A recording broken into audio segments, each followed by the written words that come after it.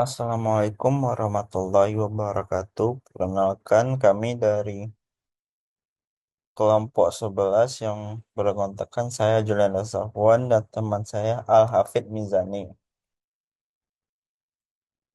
Hari ini kami akan membawakan presentasi dari chapter 14 yang berjudul Instruction Set Addressing Modes and Format, yang dimana materi ini sangat penting karena membahas bagaimana proses mengakses data melalui berbagai teknik penyelamatan dan bagaimana instruksi dikemas dalam format tertentu. Selanjutnya, addressing modes atau mode penyelamatan. Kita mulai dari konsep dasar dulu, di mana di dalam sebuah instruksi bagian alamat biasanya kecil, tetapi kita ingin bisa mengakses lokasi memori yang luas. Untuk menyiasati digunakan berbagai mode penyelamatan. Setiap mode punya kelebihan dan kekurangannya masing-masing, seperti fleksibilitas penyelamatan, jumlah referensi memori, dan kompleksitas perhitungan. Selanjutnya ada gambar 14 atau titik 1 atau notasi, di mana di slide ini dijelaskan notasi yang akan digunakan, yang dimana adalah A adalah isi dari address field dalam instruksi, R adalah isi dari register, EA adalah effective address atau alamat sebenarnya dari data, X adalah artinya isi dari lokasi X. Notasi ini akan sering kita temui di mode berikutnya.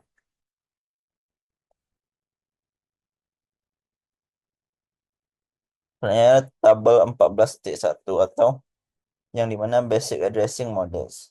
Tabel ini menunjukkan bagaimana tiap mode menghitung alamat efektif di sistem tanpa virtual memory. EA ada sama dengan alamat fisik langsung.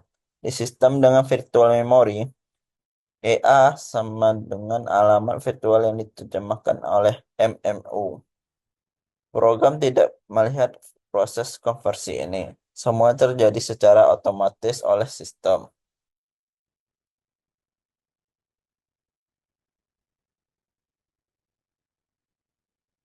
Selanjutnya, immediate addressing atau penanganan segera. Mode ini paling sederhana. Data langsung tertulis dalam instruksi, yang dimana keuntungannya yaitu tidak perlu akses memori lagi, jadi cepat. Kekurangannya, ukuran datanya terbatas oleh ukuran file alamat. Selanjutnya ada direct addressing. Di sini instruksi berisi alamat tempat data berada sama EA sama dengan A. Hanya butuh satu akses memori, tapi hanya bisa mengakses memori dalam ruangan yang kecil. Ini umumnya di komputer zaman dulu, tapi jarang di arsitektur modern. Selanjutnya indirect addressing atau pengelamatan tidak langsung. Di mode ini isi addressing field bukan data, tapi alamat dari alamat, yang dimana EA sama dengan A. Jadi butuh dua kali akses memori. Pertama ambil alamat operand, kedua ambil data operand, yang dimana keuntungnya bisa menjangkau lebih banyak alamat, tapi ini membuat instruksi lebih lambat. Selanjutnya ada register addressing atau daftar pengamatan. Mirip dengan direct, tapi address field menunjukkan register bukan memori, yang dimana EA sama dengan R.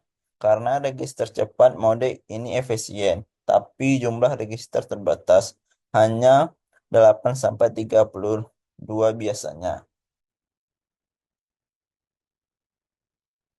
Selanjutnya, register indirect addressing atau daftarkan pengamatan tidak langsung.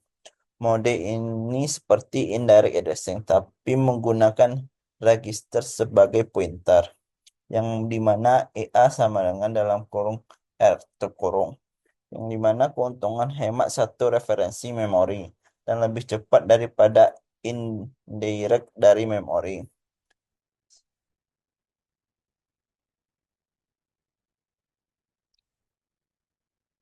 Selanjutnya ada displacement addressing atau pengamatan perpindahan, di mana gabungan antara nilai konstan A dan isi register R, sehingga IA sama dengan A tambah dalam kurung R tutup kurung. Mode ini fleksibel dan umum digunakan dalam relative addressing, base register addressing, dan index. Contohnya adalah akses array atau variabel lokal dalam stack. Selanjutnya ada pengelamatan relatif. Register yang direferensikan secara implisit adalah penghitung program PC. Alamat instruksi berikutnya ditambah ke bidang alamat menghasilkan EA. Biasanya bidang alamat diperlukan sebagai angka komplement 2 untuk operasi ini. Dengan demikian, alamat efektif adalah perpindahan relatif terhadap mengeksploitasi konsep lokalitas. Menyimpan bit alamat dalam instruksi jika sebagian besar referensi memori relatif dekat dengan instruksi yang sedang diakses. Selanjutnya, pengelamatan register, yang dimana register direferensikan berisi alamat memori utama dan bidang alamat berisi perpindahan dari alamat tersebut. Selanjutnya, referensi register dapat bersifat eksplisit atau implisit. Selanjutnya, mengeksplorasi lokalitas referensi memori. Banyak pada pengalaman register dasar, cara yang nyaman untuk menerapkan segmentasi. Dan dalam beberapa implementasi, register berbasis segmen tunggal digunakan secara implisit. Dan pada kasus lain, penggunaan dapat memilih sebuah register untuk menyimpan alamat dasar dari sebuah segmen dan instruksi mereferensikannya secara eksplisit. Selanjutnya ada pengindeksan, di mana pada ini bidang alamat mereferensikan alamat memori utama dan register yang direferensikan berisi perpindahan positif dari alamat tersebut. Pada pengindeksan, metode penghitungan EA sama dengan pengalamatan register dasar, sehingga penggunaan yang penting adalah menjadikan mekanisme yang efisien melakukan operasi berulang. Terdapat tiga pengindeksan, yang ada pengindeksan otomatis, post-indexing, dan pra-pengindeksan. Selanjutnya ada pengamatan tumpukan atau stack addressing, yang dimana stack adalah struktur data LIFO atau LIFO tidak perlu menyebut alamat secara eksplisit karena proses selalu bekerja di atas stack, yang dimana stack pointer disimpan di register, sedangkan instruksi stack biasanya menggunakan pengamatan implisit, digunakan dalam pemanggilan fungsi push atau pop data dan pengelolaan variabel.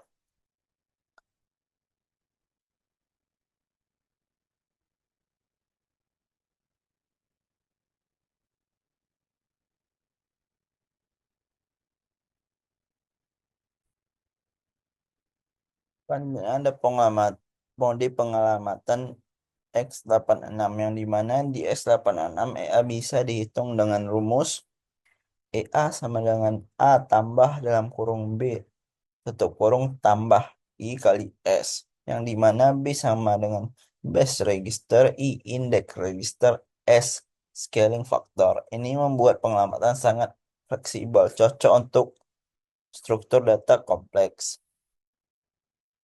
Selanjutnya ada RMM index method, di mana RMM hanya menggunakan load atau store untuk akses memori, yang dimana terdapat tiga metode pengindeksan. Yang pertama ada offset, yang dimana pada offset tambahkan offset ke register dasar. Selanjutnya yang kedua pre-index, di mana tambahkan offset dan simpan hasil register dasar. Yang ketiga ada post-index, pakai alamat dasar dulu baru tambahkan offset. Semua metode ini cocok untuk pengolahan array atau pointer.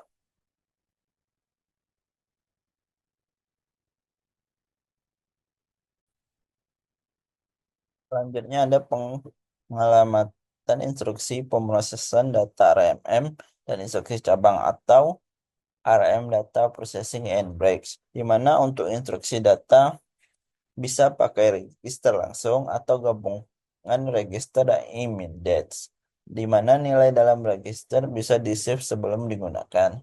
Untuk instruksi cabang breaks atau menggunakan pengamatan langsung, di mana nilai 24 bit digeser 2 bit ke kiri dan rentangnya bisa kurang lebih 32 bit dari PC.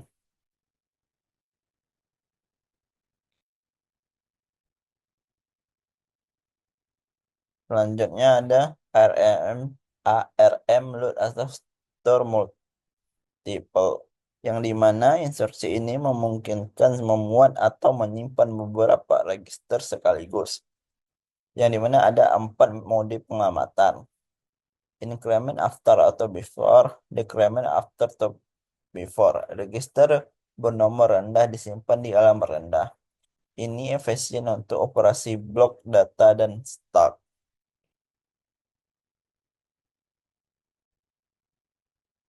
Selanjutnya, format instruksi akan dijelaskan oleh teman saya.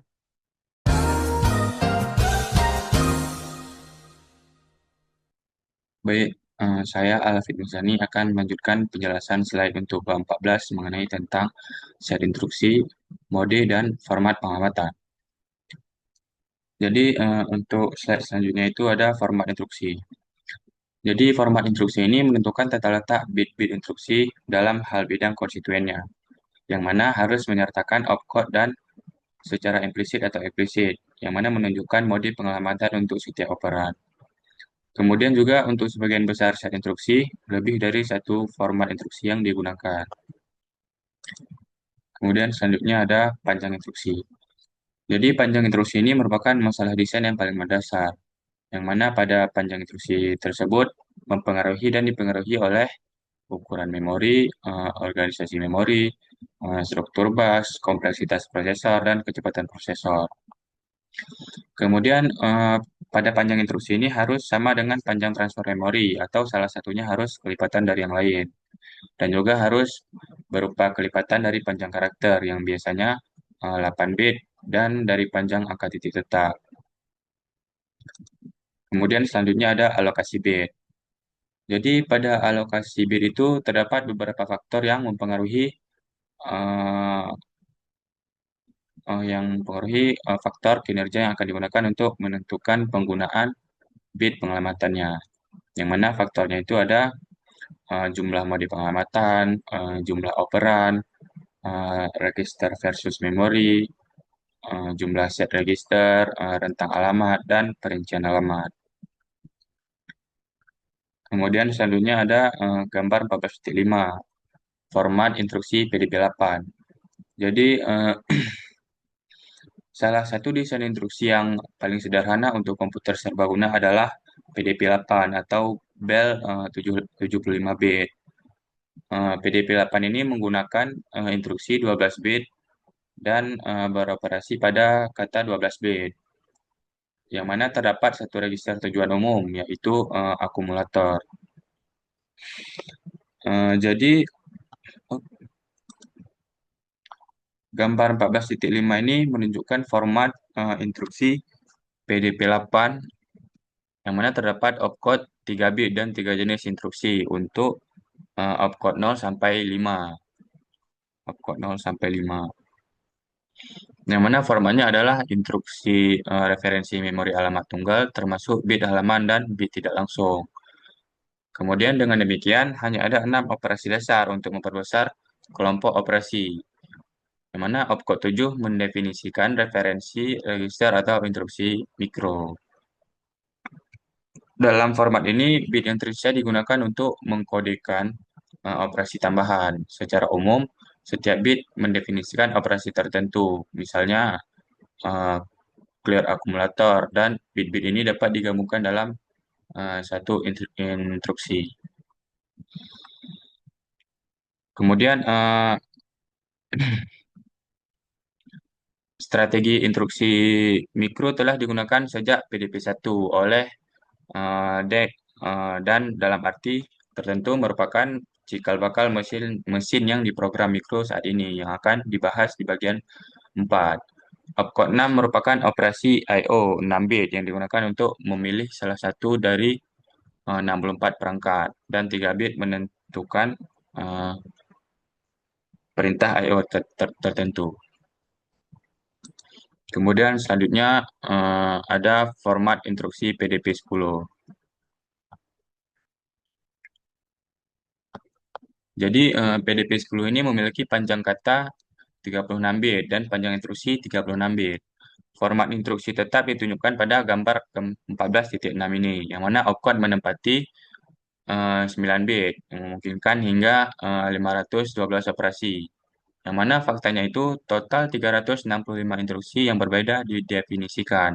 Sebagian besar instruksi memiliki dua alamat, yang mana salah satunya adalah satu dari 16 register tujuan umum.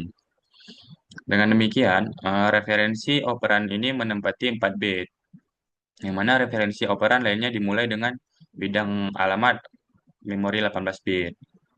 Kemudian, ini dapat digunakan sebagai operan langsung atau alamat memori.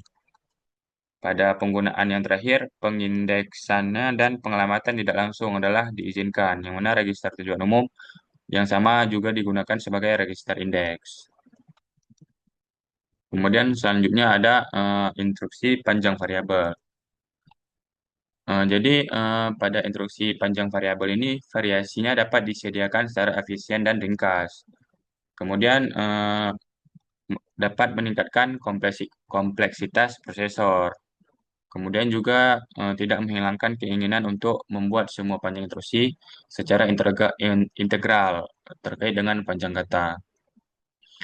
Jadi karena prosesor tidak mengetahui panjang instruksi berikutnya yang akan diambil, jadi strategi yang umum digunakan adalah mengambil sejumlah byte atau kata yang sama dengan setidaknya instruksi terpanjang yang mungkin. Kemudian terkadang beberapa instruksi diambil. Kemudian selanjutnya untuk slide ke-27 ada format instruksi untuk PDP-11.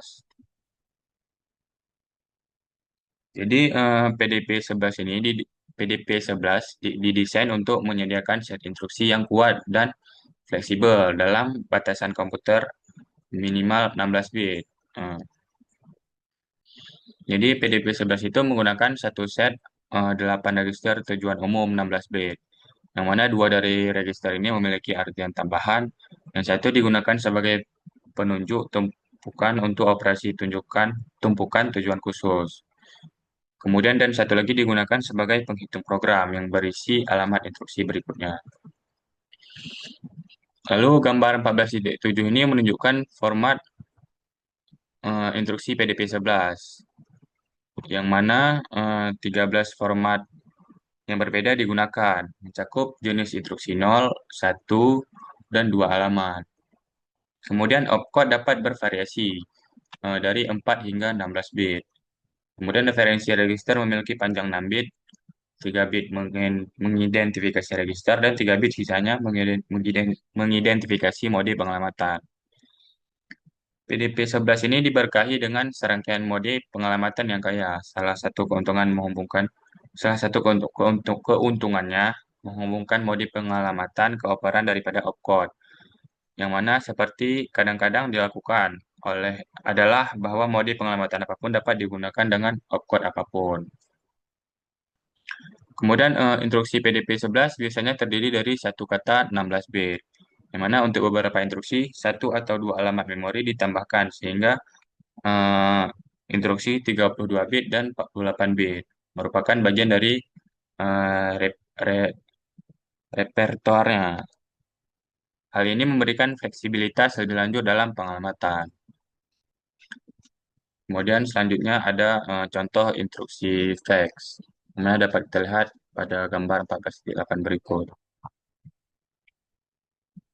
Jadi instruksi fetch itu dimulai dengan opcode 1 byte, yang mana ini cukup untuk menangani sebagian besar instruksi fetch. Namun karena ada lebih dari 300 instruksi yang berbeda, 8 bit itu tidak cukup. Kode heksadesimal FD dan FF menunjukkan eh, opcode menunjukkan hmm, opcode yang diperluas dengan opcode yang sebenarnya ditentukan dalam byte kedua. Kemudian sisa instruksi terdiri dari hingga 6 penentu operan, yang mana penentu operan minimal adalah format 1 byte, di mana 4 byte paling kiri adalah mode alamat. Satu-satunya pengecualian untuk aturan ini adalah mode literal, yang mana ditandai dengan pola 00 pada 2 byte paling kiri. Eh, yang mana akan menyisakan ruang untuk literal 6 bit. Karena pengecualian ini, total 12 mode pengamatan yang berbeda dapat ditemukan.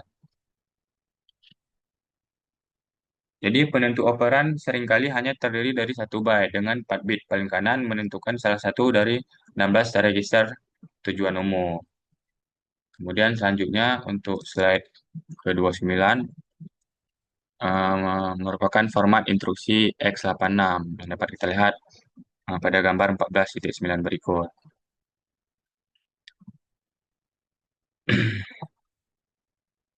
Jadi x86 ini dilengkapi dengan berbagai format instruksi.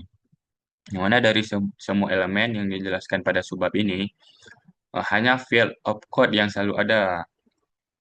Kemudian pada gambar 14.9 ini dapat kita lihat bahwa ia mengilustrasikan format instruksi secara umum, di mana instruksi terdiri dari 0 sampai 4 prefiks instruksi opsional, di mana sebuah opcode 1 atau 2 byte, sebuah penentu alamat opsional yang terdiri dari byte mod R atau M, dan byte scale index base, sebuah perpindahan opsional, dan sebuah bidang immediate opsional. Jadi untuk awalan instruksinya itu, jika ada terdiri dari log awalan atau salah satu awalan berulang, maka awalan log digunakan untuk memastikan penggunaan memori bersama dalam lingkungan multiprosesor, yang mana pengulangan awalan menentukan operasi berulang dari sebuah string yang memungkinkan x86 untuk memproses string jauh lebih cepat dibandingkan dengan pengulangan perangkat lunak biasa. Hmm,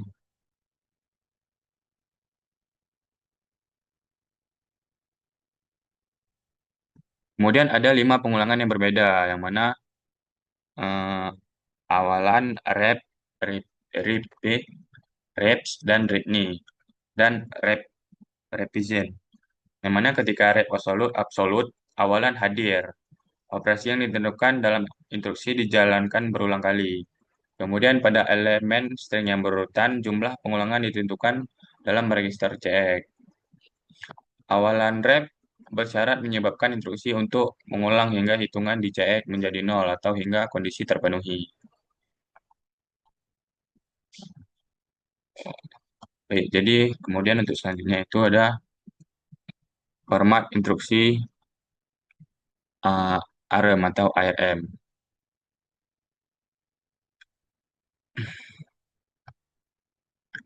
Jadi semua instruksi dalam uh, arsitektur ARM memiliki panjang 32 bit dan mengikuti format reguler. Yang mana pada gambar 14.10 ini 4 bit pertama dari sebuah instruksi adalah kode kondisi seperti yang telah dibahas dalam bab 13 sebelumnya. Yang mana hampir semua instruksi ARM dapat dieksekusi secara bersyarat. Kemudian, 3 bit berikutnya menentukan jenis instruksi secara umum untuk sebagian besar instruksi selain instruksi cabang. 5 bit berikutnya merupakan opcode dan atau pengubah bit untuk operasi. Sisa 20 bit untuk pengamatan operan.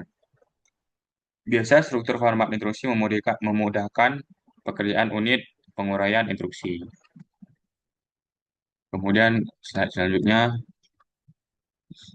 yakni contoh penggunaan konstanta konstanta langsung ARM atau ARM. Jadi untuk mencapai kisaran nilai immediate yang lebih besar, format immediate pemrosesan data menentukan nilai immediate dan nilai rotate. Yang mana nilai immediate 8 bit diperluas menjadi 32 bit dan kemudian diputar ke kanan dengan jumlah bit yang sama dengan 2 kali nilai putar 4 bit. Beberapa contohnya dapat kita lihat pada gambar 14.11 berikut. Kemudian selanjutnya ada set instruksi jempol atau set instruksi thumb. Jadi, set instruksi thumb itu merupakan sebuah subset yang dikodekan ulang dari set instruksi ARM, yang mana thumb ini dirancang untuk meningkatkan kinerja implementasi ARM yang menggunakan bus data memori 16 bit atau lebih sempit, dan untuk memungkinkan kepadatan kode yang lebih baik daripada yang disediakan oleh set instruksi ARM. Jadi set instruksi thumb ini berisi subset set instruksi ARM 32 bit yang dikodekan ulang menjadi instruksi 16 bit. Eh, Penghematan dicapai dengan cara berikut. Yang mana yang pertama itu ada instruksi jempol tidak bersyarat. Jadi pada instruksi jempol atau thumb tidak bersyarat ini sehingga bidang kode kondisi tidak digunakan. Selain itu, semua instruksi aritmatika dan logika thumb memperbarui bendera kondisi, sehingga bit bendera pembaruan tidak diperlukan. Penghematan 5 bit. Baik, jadi selanjutnya itu set instruksi thumb 2 atau set instruksi jempol kedua. Jadi pada set instruksi thumb 2 ini satu-satunya set instruksi yang tersedia pada produk microcontroller Cortex-M, yang mana merupakan penyempurnaan besar pada arsitektur set instruksi thumb eh, ISA, yang mana pada set instruksi thumb atau ISA ini memperkenalkan instruksi 32 bit yang dapat dicampur secara bebas dengan instruksi thumb 16 bit yang lebih lama. Kemudian sebagian besar instruksi thumb 32 bit tidak bersyarat, sedangkan hampir semua instruksi RM dapat bersyarat. Kemudian juga memperkenalkan instruksi if 10 atau IT baru yang memberikan banyak fungsionalitas bidang kondisi dalam instruksi RM. Kemudian set instruksi thumb 2 ini juga menghadirkan kepadatan kode secara keseluruhan yang sebanding dengan thumb, bersama dengan tingkat kinerja yang terkait dengan RM ESA. Sebelum thumb 2, pengembangan harus memilih antara thumb untuk ukuran dan RM untuk performanya. Kemudian selanjutnya ada gambar 14.13 pengkodian thumb 2. Jadi gambar 14.13 ini menunjukkan bagaimana instruksi thumb 32 bit yang baru dikodekan. Pengkodian ini kompatibel dengan instruksi cabang tanpa syarat thumb yang sudah ada, yang mana memiliki pola bit 1100 pada 5 bit paling kiri dan instruksi tersebut. Tidak ada instruksi 16 bit lainnya yang dimulai dengan pola 111 pada 3 bit paling kiri, sehingga bit pola 11101, 1110 dan 1111 menunjukkan bahwa ini adalah instruksi thumb 32 bit. Baik, mungkin hanya sekian penjelasan dari saya.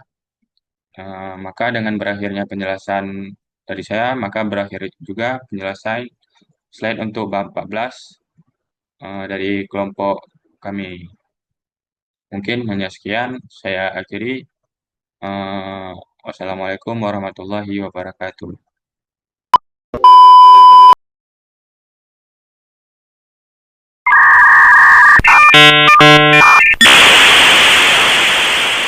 Oke, selanjutnya masuk ke sesi pertanyaan yang dimana saya akan menjawab 5 pertanyaan yang telah diajukan oleh kawan-kawan.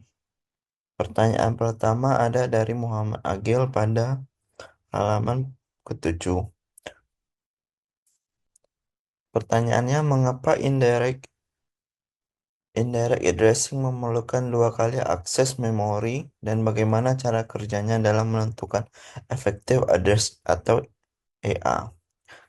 Jawabannya, pertama, karena proses mengakses alamat yang tertulis di instruksi, misalnya A, untuk mengambil alamat sebenarnya IA. Yang kedua, proses menggunakan EA tersebut untuk mengambil data operate dari memori. Oke, selanjutnya pertanyaan kedua dari Raudatul Jannah pada halaman keempat. Yang dimana apa fungsi dari mode penyelamatan dalam sistem komputer dan bagaimana mode penyelamatan register indirect bekerja. Jadi saya akan menjawabnya yang dimana mode penyelamatan berfungsi untuk yang pertama menentukan lokasi operate atau data yang akan diproses dalam instruksi. Yang kedua, memberi fleksibilitas dalam cara prosesor mengakses data langsung melalui register atau melalui alamat memori. Yang ketiga, mendukung efisiensi pemrograman seperti pengolahan array, stack, dan prosedur. Yang dimana cara kerja mode penyelamatan register indirect pada register indirect addressing instruksi menunjukkan ke register yang berisi alamat operand, yang mana rumusnya EA sama dengan R, yang dimana R adalah register dalam kurung R artinya isi dari register R adalah alamat operand. Yang langkah kerjanya, yang pertama CPU membaca isi register R, dan yang kedua nilai dari register R dianggap sebagai alamat memori. Yang ketiga, CPU mengambil data operand dari alamat tersebut. Selanjutnya ada pertanyaan dari Ibrahim Ardan pada halaman kedua atau yang ketiga. Apa yang dimaksud dengan addressing mode dalam arsitektur komputer? Jadi, addressing mode adalah teknik penting agar CPU dapat mengakses data dengan beragam cara tergantung kebutuhan program dan efisiensi sistem. Selanjutnya ada pertanyaan dari Alice Paraswibowo pada halaman kelima. Jelaskan mode segera dan mode tidak langsung.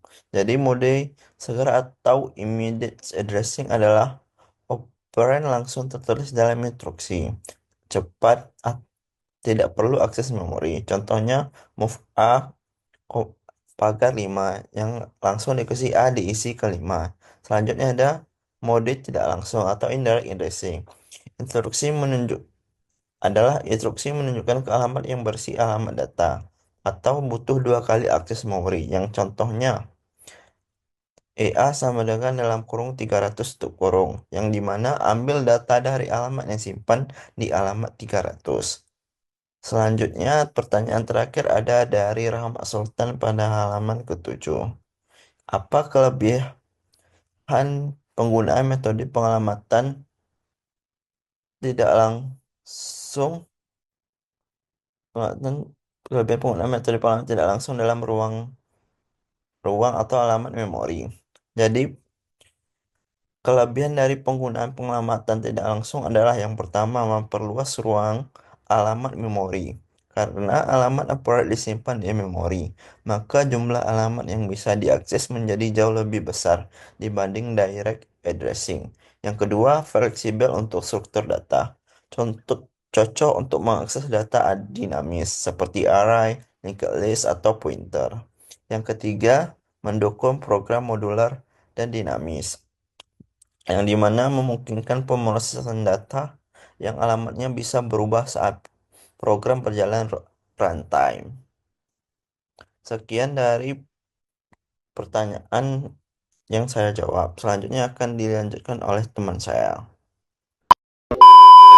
Baiklah, saya akan melanjutkan sesi jawab pertanyaan dari kelompok 11. Jadi yang pertama itu saya akan menjawab pertanyaan dari M. Dava Zainata Bahri pada slide 25.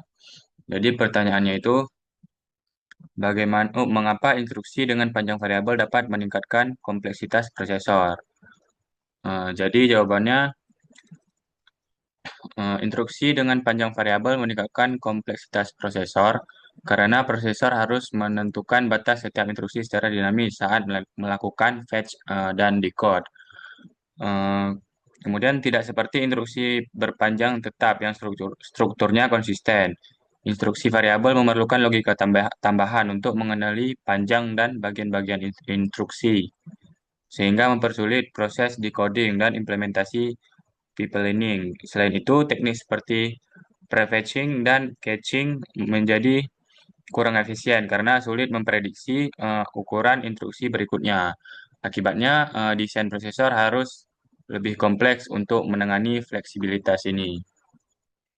Kemudian selanjutnya saya akan menjawab pertanyaan dari Muhammad Agil, yakni pada slide ke-7.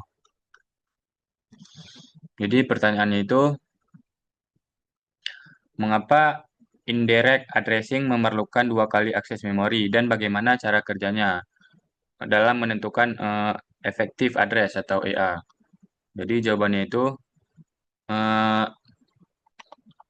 eh, eh, indirect indirect addressing memerlukan dua kali akses memori karena cara kerjanya melibatkan pengambilan alamat sebenarnya atau effective address atau EA dari lokasi memori lain, bukan langsung dari instruksi itu sendiri. Artinya alamat yang digunakan oleh instruksi tidak langsung menunjukkan ke data, akan tetapi melainkan menunjukkan ke lokasi memori yang berisi alamat data. Kemudian selanjutnya saya akan menjawab pertanyaan hmm,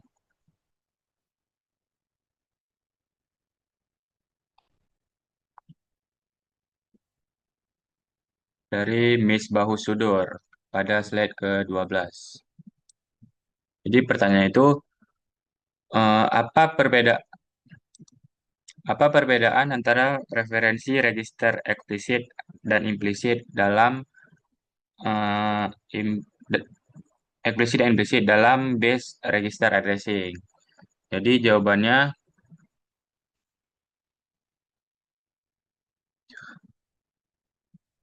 dalam base register addressing, perbedaan antara referensi register eksplisit dan implisit terletak pada cara register base digunakan dalam instruksi. Yang mana referensi register eksplisit berarti bahwa register yang berfungsi sebagai base address disebut secara langsung dalam instruksi. Misalnya, dalam instruksi seperti load R1, 8R2, register R2 digunakan secara eksplisit sebagai base dan halaman efektif dihitung dengan menjumlahkan offset 8 dengan isi dari register 2. Pendekatan ini memberikan fleksibilitas lebih karena programmer dapat memilih register base yang berbeda sesuai kebutuhannya. Kemudian selanjutnya saya akan menjawab pertanyaan dari Rido Maulana. Pertanyaannya itu pada slide ke-15. Mana pertanyaannya? Mengapa pointer penting dalam pengalamatan tumpukan dan bagaimana cara kerjanya dalam referensi memori? Jadi jawabannya itu pointer sangat penting dalam pengalamatan tumpukan karena digunakan untuk melacak posisi elemen terakhir yang disimpan, yang mana biasanya melalui stack pointer atau SP. Stack bekerja dengan prinsip LIFO atau last in first out, sehingga setiap kali data ditambahkan atau push, pointer akan diperbarui untuk menunjukkan ke posisi baru, dan saat data diambil atau pop, pointer menunjukkan lokasi data terakhir. Dengan cara ini, pointer memungkinkan prosesor mengakses dan mengatur data ditumpukan secara efisien, terutama dalam pengelolaan pemanggilan fungsi, parameter, dan alamat pengembalian. Kemudian selanjutnya pertanyaan terakhir dari Aditya Prabowo pada slide ke-12. Pertanyaannya, bagaimana pengamatan relatif dapat meningkatkan efisien penggunaan memori dalam program besar? Jadi jawabannya itu, pengamatan relatif dapat meningkatkan efisien penggunaan memori dalam program besar karena instruksi tidak menyimpan alamat absolut, melainkan menyimpan offset relatif terhadap register tertentu seperti program counter atau PC. Dengan cara ini, instruksi menjadi lebih ringkas karena hanya memuat selisih jarak, bukan alamat lengkap. Hal ini memungkinkan kode program menjadi lebih portable dan mudah dipindahkan ke lokasi memori yang berbeda tanpa perlu mengubah alamat-alamat di dalam instruksi tersebut. Baik, mungkin hanya sekian yang dapat saya jawab. Lebih dan kurang saya mohon maaf. Saya akhiri. Wassalamualaikum warahmatullahi wabarakatuh.